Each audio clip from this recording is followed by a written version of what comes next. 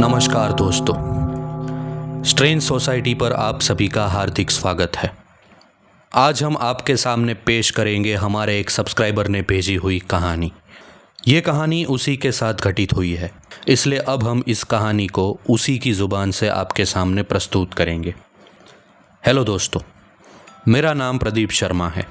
मेरा परिवार बिहार में रहता है, लेकिन उन दिनों मैं अपना ग्रेजुएशन कलकत्ता में रहकर कंप्लीट कर रहा था। लगभग 2008 की बात है। तब मैं मेरी कॉलेज से थोड़ी दूरी पर स्थित एक हॉस्टल में रहता था। हर हॉस्टल की तरह इस हॉस्टल के बारे में भी यहाँ के छात्रों ने हॉस्टल के भूतिया होने की अफवाहें फैलाई हुई थी, लेकिन मैं इन सब बातों पर ज़्यादा ध्यान नहीं देता था। इस हॉस्टल में एक ही वॉचमैन था जो पूरा दिन वहीं रहता था। उसको इसी हॉस्टल में एक छोटा सा कमरा दिया हुआ था।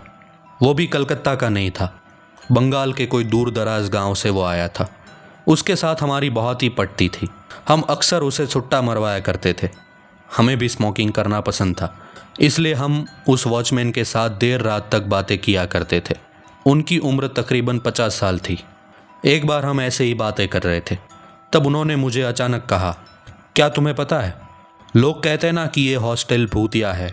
वो लोग ऐसे ही नहीं कहते, बल्कि ये हॉस्टल सचमुच भूतिया है। मैं भूत प्रेत में विश्वास नहीं करता था, लेकिन फिर भी मुझे जानने की उत्सुकता हुई। तब उन्होंने मुझसे कहा कि ये हॉस्टल की जो इमारत है, यहाँ पर पहले एक घर हुआ करता था और इस इमारत की तीसरी मंजिल पर एक परिवार रहता था। उसमें एक लड़की थी। वो अपने प्रेमी से बहुत प्यार करती थी, लेकिन उसके परिवार वालों को ये बात बिल्कुल पसंद नहीं थी। फिर एक दिन उस लड़की ने फांसी लगाकर आत्महत्या कर ली। तब से उस तीसरी मंजिल पर उस लड़की की आत्मा भटकती है। अब इसे आप इत्तेफाक कहेंगे या कुछ और, मुझे नहीं पता, लेकिन मेरा रूम भी तीसरी मंजिल पर ही था। खैर, इस बात को 3 महीने का समय बीत चुका था और मैं इस बात को भूल चुका था। लेकिन अब दिवाली आ चुकी थी और सब छात्र दिवाली के 2 दिन पहले तक, यानी वाघ बारस तक, हॉस्टल छोड़कर छुट्टियां मनाने के लिए अपने अपने घर चले गए थे। लेकिन मेरी एग्ज़ाम का लास्ट पेपर बाकी था, इसलिए मुझे दिवाली के अगले दिन तक हॉस्टल में रुकना पड़ा। दिवाली का अगला दिन, यानी कि काली चौदस का दिन, मैं रात को तकरीबन 8 बजे हॉस्टल पहुंचा। वॉचमैन नीचे ही बैठे हुए थे। उनसे मेरी बातें शुरू हुई।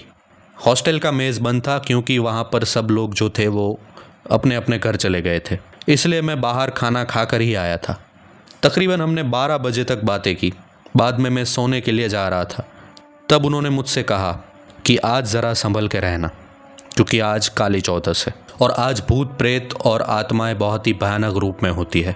और अगर तुम चाहो तो मैं तुम्हारे लिए नीचे का कोई कमरा खोल देता हूँ, यहीं सो जाओ। लेकिन मेरे कमरे में मेरी बुक्स और सारा सामान था जो मुझे पैक करना था, और मैं भूत प्रेत में विश्वास नहीं करता था, इसीलिए मैंने उन्हें साफ साफ मना कर दिया और फिर तीसरी मंजिल पर अपने कमरे की ओर जाने लगा। आज कॉरिडोर की सारी लाइटें बंद थी और अंधेरा बहुत था। पूरे हॉस्टल में एक अजीब सा सन्नाटा था। मैं तीसरी मंजिल तक पहुंच चुका था, लेकिन रास्ते में मुझे वॉचमैन की कही सारी बातें याद आने लगी और मुझे थोड़ा थोड़ा डर लगने लगा था। और डर जब लगना शुरू होता है तो फिर वो बढ़ता ही जाता है। जैसे तैसे मैं अपने कमरे तक पहुंचा और अपने बिस्तर पर लेट गया। रात के तकरीबन 2:30 बजे मेरी नींद खुली। मुझे हल्की हल्की घुंघरू की आवाज़ सुनाई दे रही थी। ऐसा लग रहा था कि कोई घुंघरू पहनकर बाहर कॉरिडोर में चल रहा है। पहले वो आवाज़ बहुत ही स्लो आ रही थी, लेकिन अब उस आवाज़ को साफ साफ सुना जा सकता था। ऐसा लग रहा था मानो कोई कॉरिडोर में एक तरफ से चलता हुआ दूसरी तरफ जा रहा है। मुझे लगा शायद वॉचमैन मेरे साथ मजाक कर रहा है और मुझे डराने के लिए ऐसा कर रहा है। इसलिए मैंने ज़ोर से चिल्लाकर कहा, रघु चाचा, मुझे डराना बंद कीजिए। इतना कहते ही वो घुंघरू की आवाज़ पल भर के लिए रुक गई और फिर मुझे एक औरत की बेहद ही डरावनी हंसी सुनाई दी। इतना सुनते ही मेरा कलेजा बैठ गया। अब घुंघरू की आवाज़ और बढ़ चुकी थी। ऐसा लग रहा था मानो कोई घुंघरू पहनकर कॉरिडोर में दौड़ रहा हो। मैं अपने कंबल के अंदर दुबक गया था। मुझ में बाहर निकलने की हिम्मत बिल्कुल नहीं थी और ये खेल तकरीबन 1 घंटे तक चला। बाद में वो आवाज़ आनी अचानक से बंद हो गई। अगले दिन सुबह मैंने अपना सारा सामान बांधा और बिहार जाने के लिए निकल गया। दिवाली के बाद जब मैं वापस आया, तब मैंने सारी बात वॉचमैन को बताई उसने मुझे दूसरी मंजिल के किसी कमरे में शिफ्ट हो जाने की सलाह दी और मैंने वैसा ही किया। उस हादसे के बाद मैं एक और साल उस हॉस्टल में रहा, लेकिन फिर कभी भी अकेले रहने की हिम्मत नहीं जुटा पाया। तो ये थी हमारे सब्सक्राइबर ने भेजी हुई एक बेहद ही डरावनी कहानी। अगर आपके साथ या आपके किसी परिवारजन के साथ ऐसा कोई हादसा हुआ है तो आप हमें शेयर कर सकते हैं।